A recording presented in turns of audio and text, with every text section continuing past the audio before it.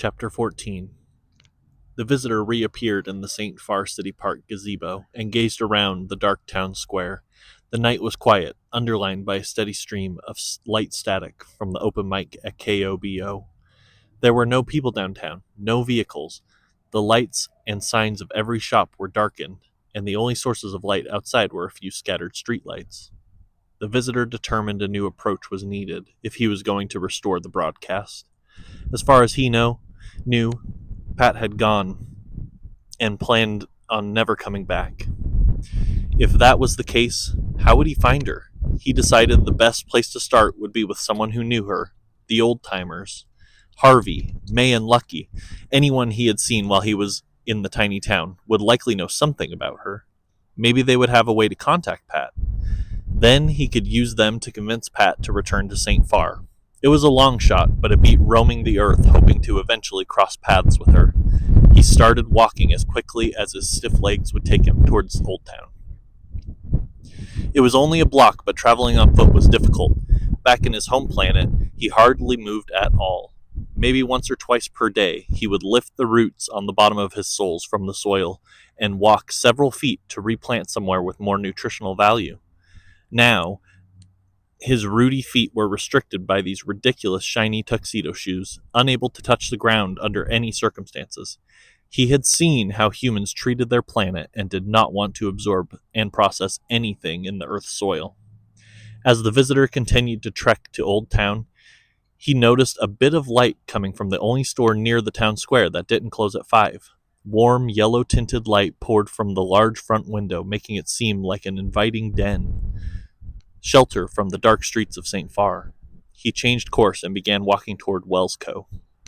Wells Co. was the community's general store. St. Farr wasn't large enough to warrant an entire grocery store.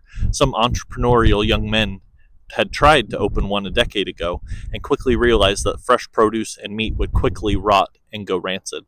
Although everyone in St. Farr enjoyed having something fresh to eat, the demand was just too low. The place eventually decided to close shop after ordering 100 tomatoes for Harvey, who would place that order regularly to make BLTs for the old-timers and anyone else in town that had the hankering. Unfortunately, Harvey was out of town visiting friends in Oklahoma, and all 100 tomatoes went to waste. Although it didn't financially devastate the business, the owners took that as a sign of the potential disaster to come and cut their losses. Brett Manning, who had worked at the short-lived grocery store, bought the building after they closed and opened Wells Co., essentially a small grocery store that only sold shelf-stable foods.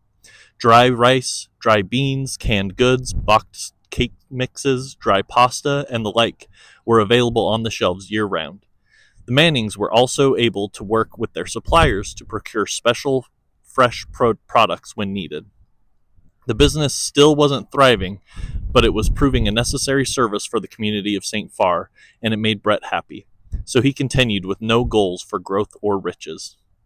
Wells Co. was operated by Brett and his wife May. Their children, Lucky, Penny, and Benny, helped stock the shelves and man the register when they had free time.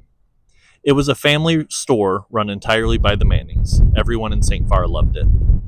The visitor arrived in front of Wells Co. and bathed in the golden light coming from the incandescent light bulbs that lined the ceiling inside of the small general store. It reminded him of home, where light and heat were constantly available. He peered through the large front window and spotted Lucky standing at the front counter. The 16-year-old had dark hair long enough to cover his ears and stretch in front of his eyes. The ends of his bowl-like mane curled up, making it look like a hat that he could grab by the brim and remove in its entirety. He was wearing a dark hoodie and hunched over the counter, staring intensely at his cell phone. The visitor recognized Lucky immediately. That was the boy who had seen him singing his alien heart out at the radio station. He needed a plan. The visitor couldn't just walk up to Lucky and explain that he was looking for Pat and needed her phone number. Lucky wouldn't help him.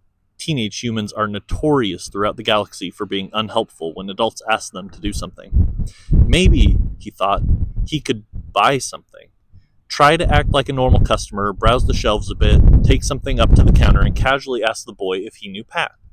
It wasn't a fully baked plan, but he could figure out the rest once he knew if the boy who knew who Pat was. The visitor stepped out of the darkness and into the warm shop. A loud chime played as he stepped over the wooden door jamb. The boy looked up from his phone. Seeing the visitor, gave a slight nod of acknowledgement. He had seen this before. It was a greeting custom that some groups of humans did when they saw one another, typically middle-aged white men trying to act cool. On Earth, what is considered cool loops and cycles endlessly, so maybe the upward head nod was once again something the youth did. He returned the greeting with a jerky nod. No yelling or running away. That was a good sign. The visitor had infiltrated the store without incident. The alien in black willed his stiff joints to look as casual as possible as he walked down one of the few aisles in the store. Browsing at a store was difficult when you were actually there specifically to talk to the cashier. The visitor lifted his waxy hand and took a box of biscuit mix off the shelf. He turned it over in his hand, like he had seen the humans do in movies, making a face like he had just learned something interesting. He replaced the box, and moved further down the aisle. Once he reached the end, he turned the corner, now facing the front counter, roughly 30 feet ahead. The boy was still looking at his phone. No need to overact the part. Just pick a product and approach the counter. The visitor settled on a can of beets. The thought of actually opening and eating the vegetable made him wonder if it was cannibalistic to consume a distant cousin whose origins were another planet. Finally arriving at the front counter, the visitor placed the can of beets in front of Lucky. Lucky picked up the can and quickly scanned the barcode on its side with a red light. He then lifted his head to look at the visitor. "Just the beets?" "Yes, just that," the visitor replied. "That'll be $1.10. Shoot, the visitor didn't have any U.S. currency. He really should have thought this through a little further before walking into Wellsco. "Sure," he said, digging in his pocket to buy a little time.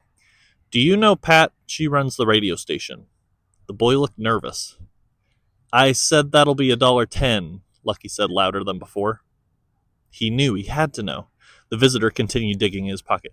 "Yes, sorry. I know. I have that somewhere." Wham! Everything went dark. The visitor fell forward, hitting his head on the counter before crumpling to the floor. "Jesus, Mom," Lucky said, breathing heavily. "Could you take any longer?" "I'm sorry, honey," May said. "I've never bashed a man's head with a fire extinguisher before. I was nervous." The door behind the counter that led to the staff room creaked open. "Is it safe?" "I think so," Lucky replied, pulling the door wide open and ushering Pat into the front room of the shop. "Thank you," Pat said to Lucky and May. "Let's tie him up and see what's going on here."